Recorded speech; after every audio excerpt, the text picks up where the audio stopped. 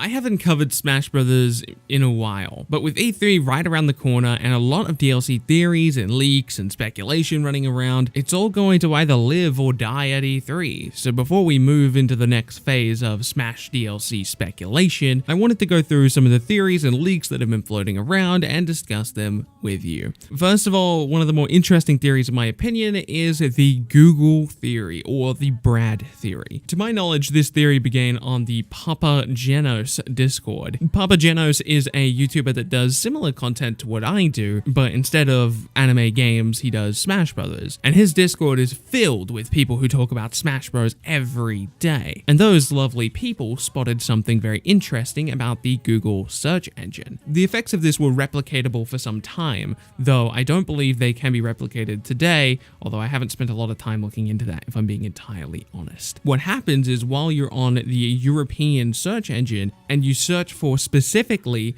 insert character here, Smash Bros. Ultimate, the official DLC European page for Smash Bros. Ultimate will be displayed. But this won't happen with every character. It only happens with Joker, who is already in the game, and 4 other characters. Happens with Banjo Kazooie, Ryu Hayabusa, Doomslayer, and Artorias. Not a single other character could be found to trigger this ad appearing. And it is specifically an ad, it's not a search result, which means there are keywords inside of that ad that are triggering this ad to display. Apparently Banjo is one of those keywords, Ryu Hayabusa is one of those keywords, and Doomslayer is one of those keywords. Of course, Joker is as well. And the interesting one here is Artorias for me. There is a little bit of discrepancy here because Artorias is DLC for Dark Souls. So it's possible that he's triggering that because he is searched a lot alongside the term DLC. This gets into a far more complicated conversation than I'm willing to have right now because I want to focus on the other theories in this video. But in theory, just in a vacuum,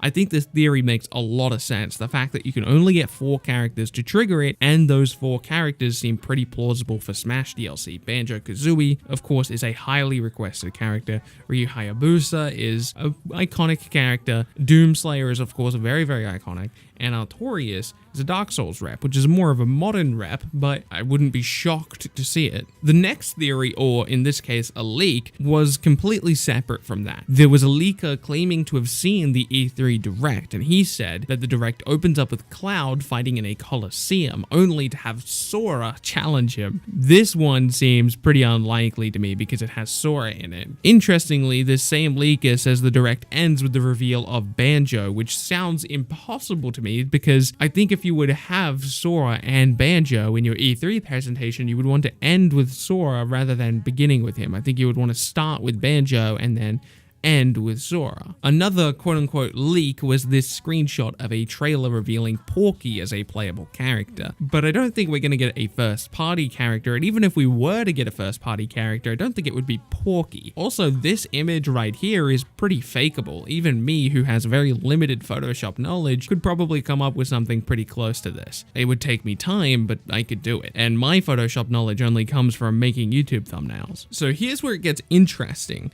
This is where I think we start moving into spoiler territory, so if you're not interested in actually knowing what's going to happen at E3, I might click off this video because I think this is very credible. This comes from Resetta. Resetta is a forum site that has a pretty big history with leaking, and they actually banish leakers from the website. They banish fake leakers. It's very disrespectful to put fake leaks on this website. People get in big trouble for it. They get banned. You're not allowed on Resetta if you're doing fake leaks. That just gives you an idea of what the culture is like on that website. An administrator of that website, Shinobi602, came out and said, "It's been a while since we saw Banjo in anything. I hope we're in for a smashing good time." Clearly insinuating that Banjo Kazooie is coming to Smash, which is awesome. Banjo would be one of the characters I'd be most excited about, outside of maybe Master Chief or Pokemon Trainer 2, both of which I don't think are happening. Shortly after Shinobi602 came out on Resetta and said this, Vergaben, a leaker who was incredibly accurate about the base roster, said he is 99% sure about Banjo coming to the game,